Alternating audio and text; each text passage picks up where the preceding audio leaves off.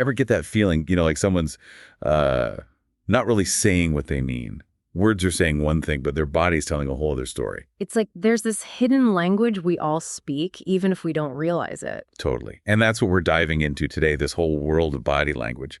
We're using body language, East and West, the secrets revealed, as our guide.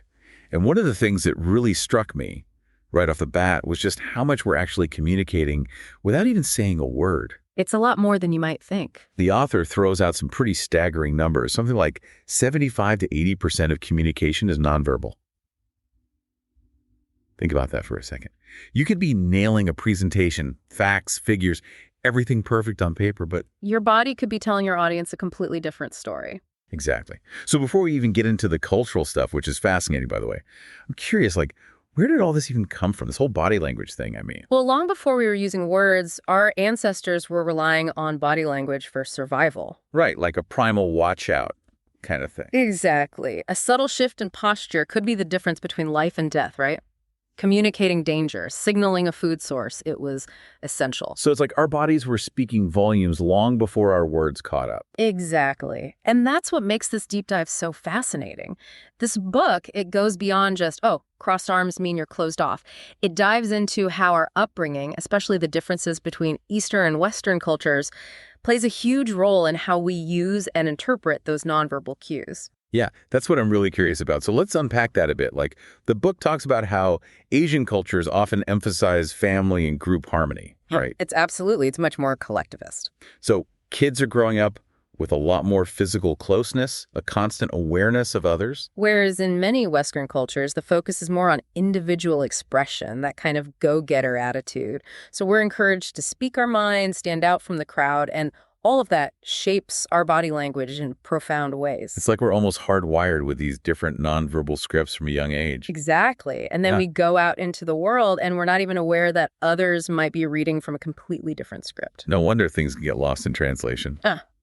But before we go too far down that road, I think it's important to be clear here. We're talking about body language, not sign language. Right. It's a completely different thing. Sign language is deliberate, conscious. Yeah. Body language. It's often subconscious, almost instinctual. So if it's mainly subconscious, how much control do we really have over it?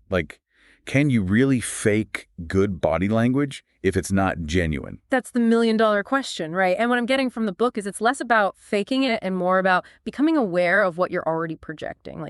Ever meet someone and get a weird vibe? Oh, totally. You can't put your finger on it, but something feels off. Exactly. The book calls this our neural observation response system, which sounds really complex. Yeah, it sounds like something out of Star Trek. Right, but basically it's our brain picking up on those subtle cues, like microexpressions, posture, tone of voice. We're constantly reading each other, even if we're not consciously aware of it.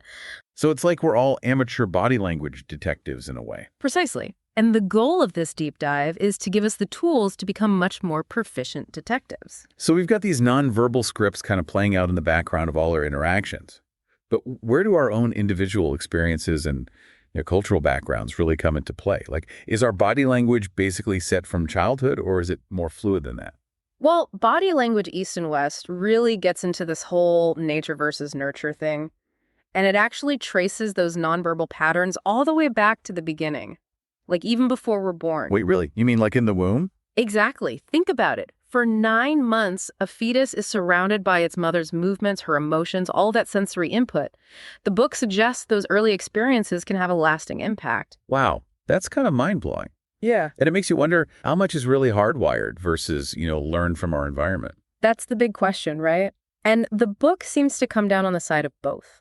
We might be born with certain tendencies, but then our culture, our upbringing, all of that shapes how those tendencies are expressed. So we're all born speaking body language, but we learn these different dialects growing up. Exactly. And you can see those dialects play out in so many ways.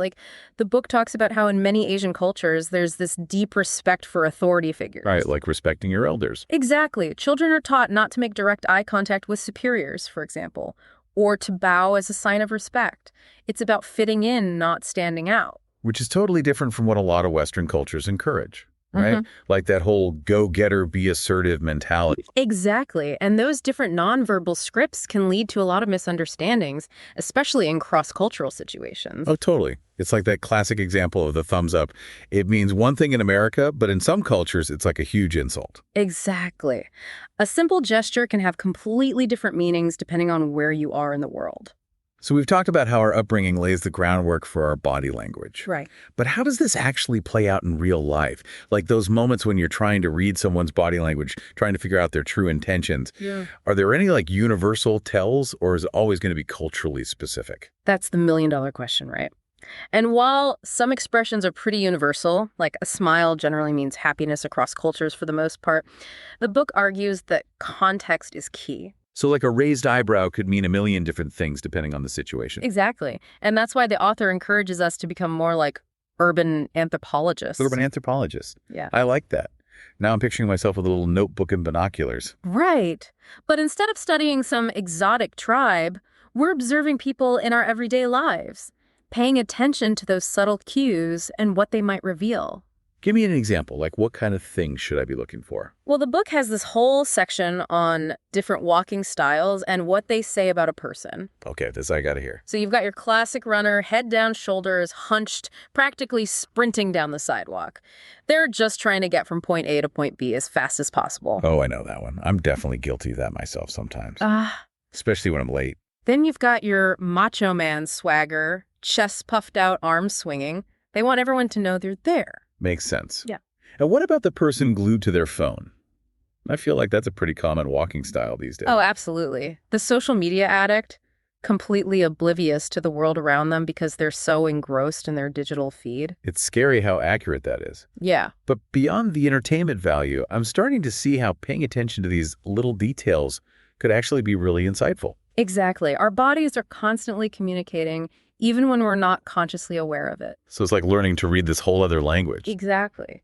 And speaking of reading signals, there's one area where the book really dives deep, and that's attraction. Okay, now we're getting to the good stuff. Yeah. Because I know this is where a lot of people, especially men and women, tend to misinterpret each other's signals. It's a recipe for disaster. And what the book highlights is that men and women are often taught to use body language very differently when it comes to expressing romantic interests. Oh, yeah, totally. Like women are often encouraged to be more subtle, right? Exactly. Especially in Eastern cultures. There's this emphasis on elegance and mystery. So a woman might use a fleeting glance or a playful twirl of her hair to signal her interest. While the guy is sitting there clueless wondering, is she into me or is that just how she normally acts? It happens all the time, and those cultural differences can create a lot of confusion.